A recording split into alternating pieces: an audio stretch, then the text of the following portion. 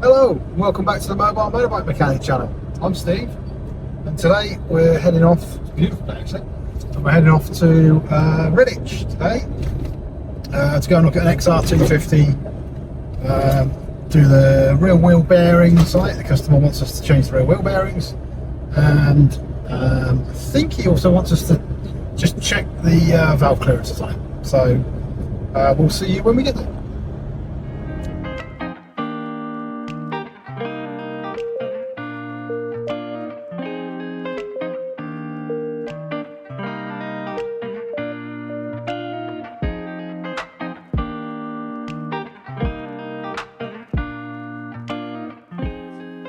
Okay, here we are with the customer's Honda XR250.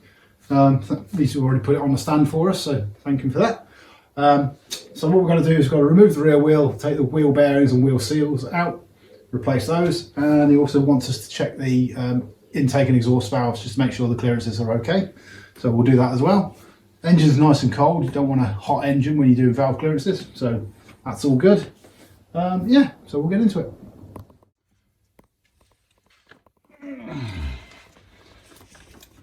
Okay, I'll get the rear wheel off and get these bearings out.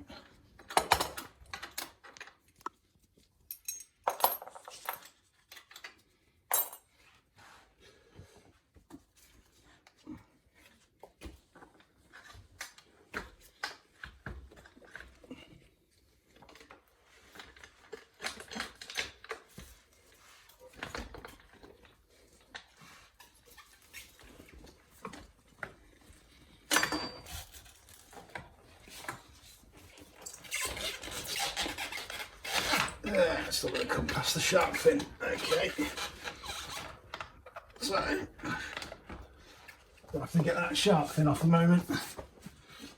Okay, this item here, commonly known as a shark fin because of the shape of it, just holding the rear wheel up. So we'll just get it removed, get the rear wheel out.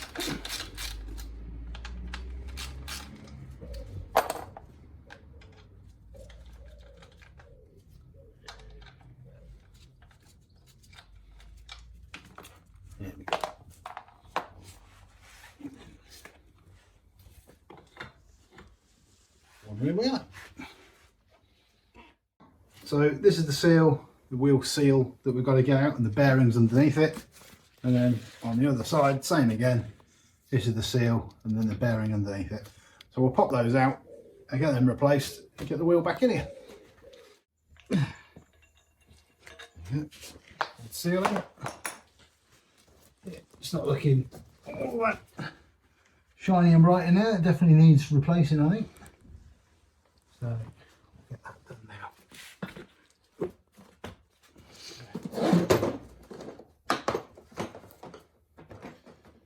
This is our internal puller set. Need a bigger one than that. Next size up.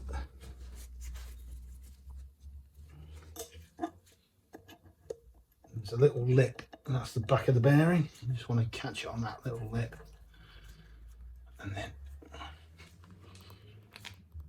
bearing puller kits aren't all that successful, but they normally allow it to move enough to then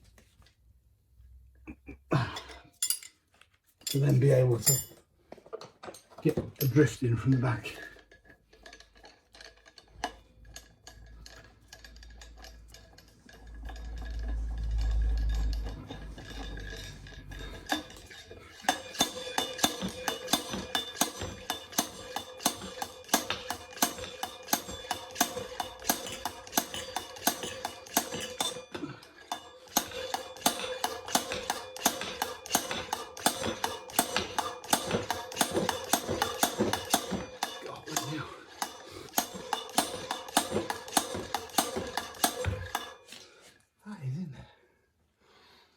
Now about time to check for a C-clip.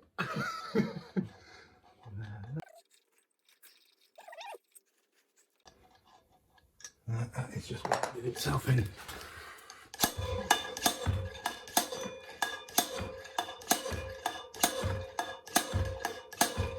Doesn't want to move at all. Maybe just a few bumps of wood. Okay, try the other one first. I have to take the jumper off. I'm sweating. Gosh. That one just does not want to come out. We'll try the other one. Are you going to be any nicer to me?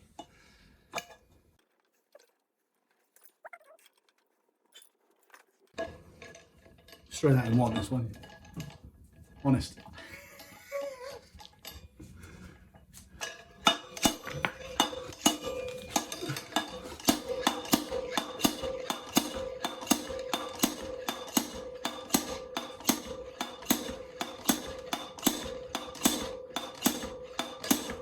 Two hours later.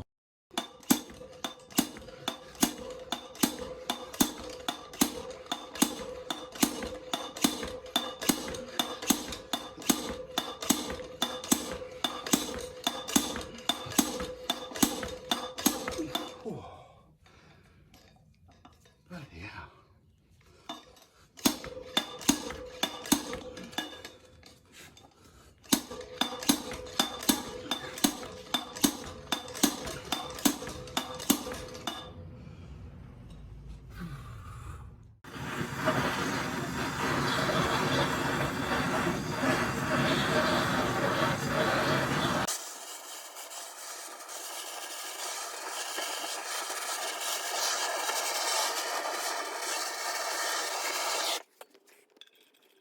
As soon as we get one out, we should be able to get the other one out.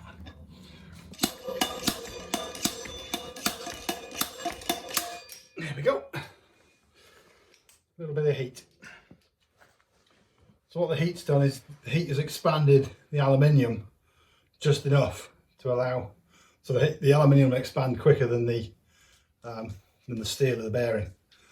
So it just allows the bearing to slide out. So there we go. That's really hot now. So what we can do is we can use my finger. Ow, that's warm. So that's the centre collar in between the two bearings, and then we can just go straight through the middle of the wheel, all the way through to the other bearing on the other side, and we'll just drift that one out. What I'll do, because this one is so tight, I'll just do a bit of pre-warm with the old heat, just to warm it up, so hopefully it will loosen it a bit before we drift it out. We don't want to drift it out, it twists and then mar the inside surface of this.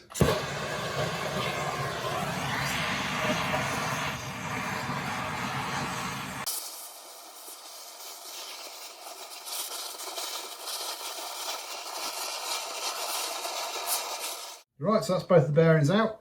As you can see from the outside of them, they look pretty good. But if we turn them over, that one's not too bad, but that one is absolutely chocker with grease, and well, it's just dead in it completely.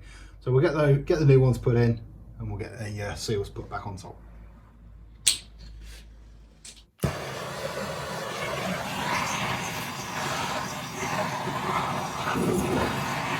So just warming this up. Make it expand, make it easier to fit the bearings. That'll do. And just drop the bearing in. Simple as that. Didn't actually need a setting. And we need a seal, but we won't fit the seals until it's cooled down.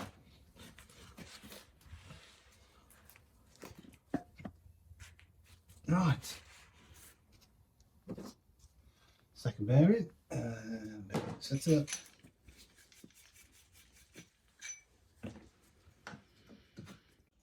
Okay, wheel bearings are in. Whilst we wait for that to cool down before I put the rubber seals in, because we don't want to burn them, we will move on to the valve clearances. Exhaust at the front, inlet at the rear. So we just need to pop these caps off. We'll disconnect the decompression lever as well, because we don't want that connected whilst we're checking the valve clearances on the exhausts. Okay, we've got a big problem there. Where's the adjuster gone? So a simple valve check has turned out to be something not so simple. So if you come down here and have a look at this front left exhaust valve, you'll notice there's a bit of a difference between that one and this one. Namely, this adjuster here is missing. So we've got to go fishing for that. So we've got to go find that. It'll be inside the cylinder head somewhere. So yeah, so we need to find that. In fact, all 4 adjusters are literally just in the head, but there's no lock nuts on any of the adjusters. So they'll be in here somewhere, but we'll find them and we'll get back to you in a minute.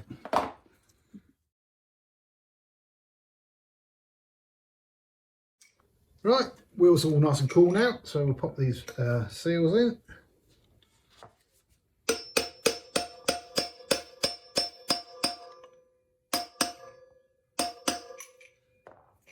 That's that one in. Just pop the bigger one in. There you go. Just get him started off with one that's bigger, so we're nice and flat.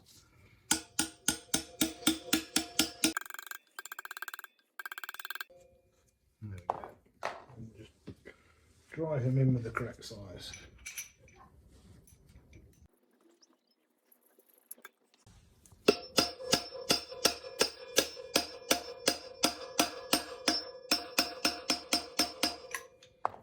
There we go, all done. So we'll get this wheel fitted and we'll be done.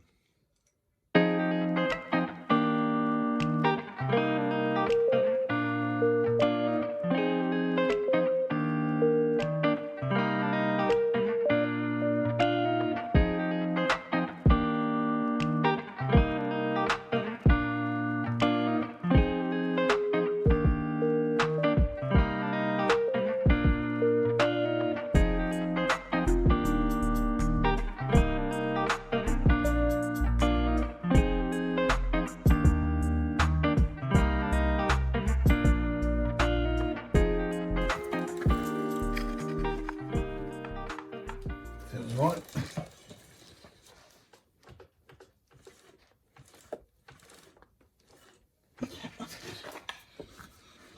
Hey, shark fin back on, and we are done.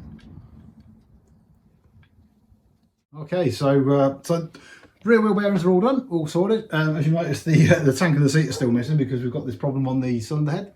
So the customer's going to order up the parts, and we'll come back for part 2 when we come to redo the valve shims. So we'll see you on part 2.